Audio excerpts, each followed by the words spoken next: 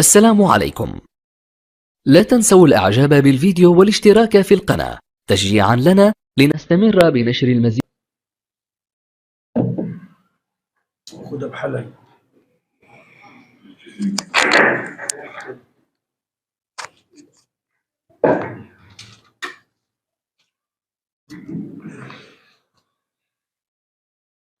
الله أكبر الله أكبر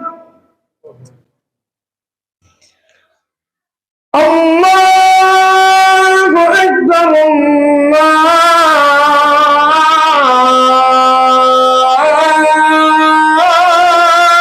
أكبر. أشهد أن لا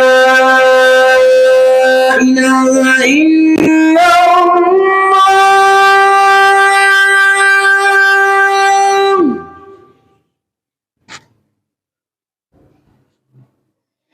أشهد أن لا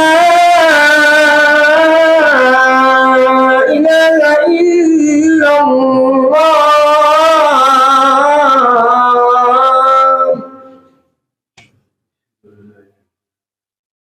أشهد أن محمدا رسول الله.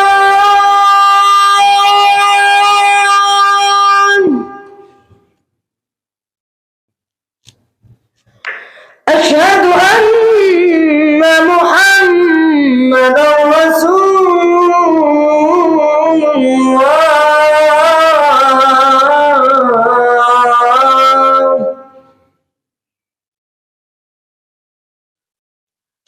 حي على الصلاة.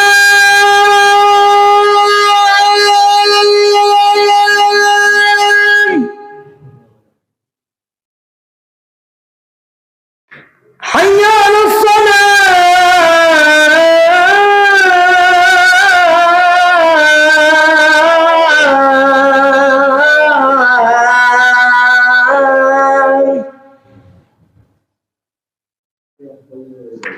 حي على الفلاح.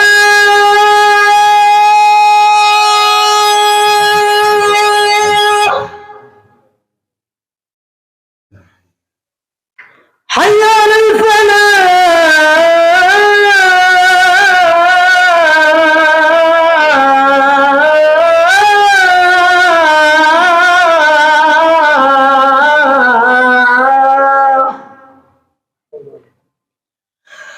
الله أكبر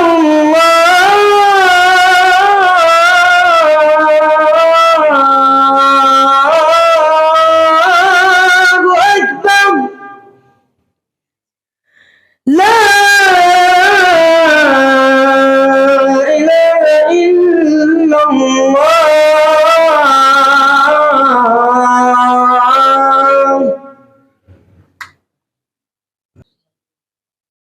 طبتم وطاب ممشاكم وتبوأتم من الجنة منزلا، وأسأل الله جل وعلا أن يجمعني وإياكم مع الحبيب محمد صلى الله عليه وسلم في جنته ودار مقامته، إنه ولي ذلك والقادر عليه.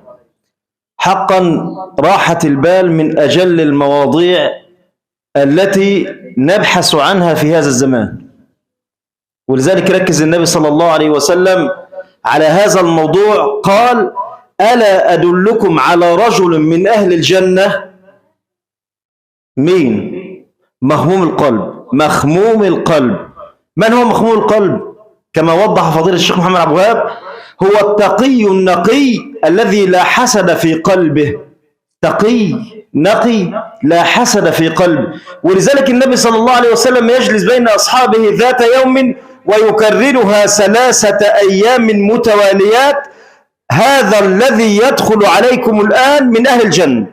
رجل يدخل عليكم الآن من أهل الجنة، يكرر في 3 أيام على التوالي، ويطلع هذا الرجل هو نفس الرجل، يدخل عليكم الوقت الواحد مجلس. النبي بيقول لأصحابه: سيدخل عليكم الآن رجل من أهل الجنة.